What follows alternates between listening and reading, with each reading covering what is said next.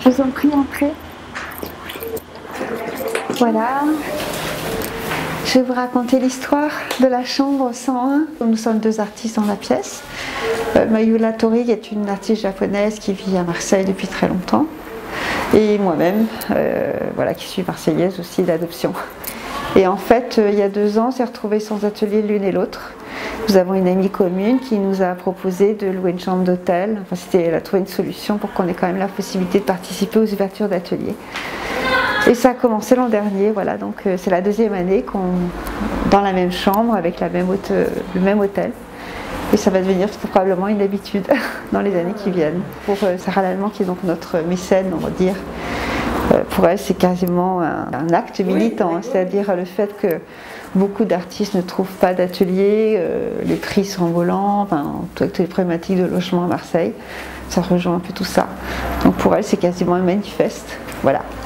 Et nous sommes les heureuses, enfin les chanceuses pour avoir été relogées par Sarah pendant ce week-end. Donc le travail de Mayula est là et mon travail est là. Moi j'ai un travail plutôt d'installation.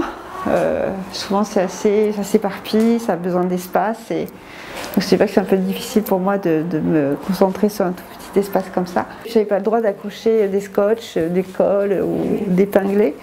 Donc j'ai trouvé une solution pour donner le même effet de superposition de dessin avec les baguettes. Et du coup ça fait un peu manif au repos. Puis sinon là on a le travail de Mayula qui est un travail très différent du mien et qui est plutôt dans la précision. Elle arrive.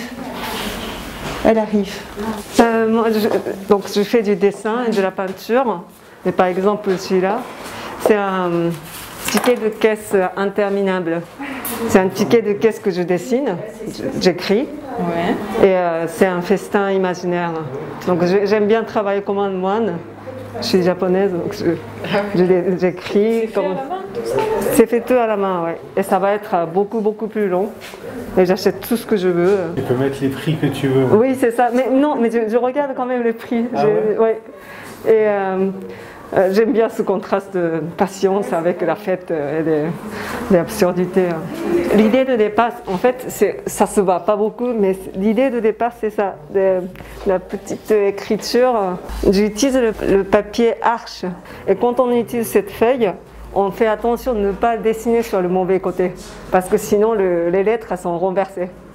Ah d'accord. Ouais, et un jour je me suis dit, mais pourquoi je ne dessine pas sur le mauvais côté et dessiner tout sur le mauvais côté. C'est comme ça que l'idée est née. Vous dites, c'est de la croûte pour la mauvaise peinture. Ouais, voilà. Donc j'ai fait des tentatives de croûte, qui est assez difficile. D'ailleurs, j'ai fait plusieurs tentatives, ça c'est une croûte, j'étais pas très satisfaite, donc j'ai fait une croûte comme ça. Et après j'ai appris qu'en allemand, à la place de la croûte, on dit du jambon. C'est du jambon, pour les peintures de mauvais goût. Donc, le jambon était un peu plus facile. Donc, j'ai fait du jambon. Sinon, je travaille en ce moment autour de mon nombril. J'aime bien dire ça. Je demande aux artistes de dessiner son nombril dans la salle de bain. Vous pouvez vous enfermer. Ah, il y a un stylo. Et vous dessinez votre nombril.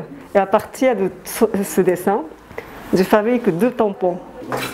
Les artistes dessinent ici en regardant le miroir. Et ça donne ça à peu près. Et j'en garde un et je vous donne un. Merci. Merci à vous. Merci beaucoup.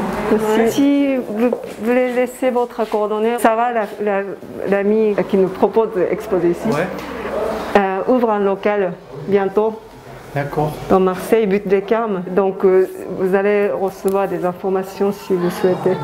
Merci beaucoup. Merci à vous. Merci, au revoir. Au revoir, bonne journée. Au revoir.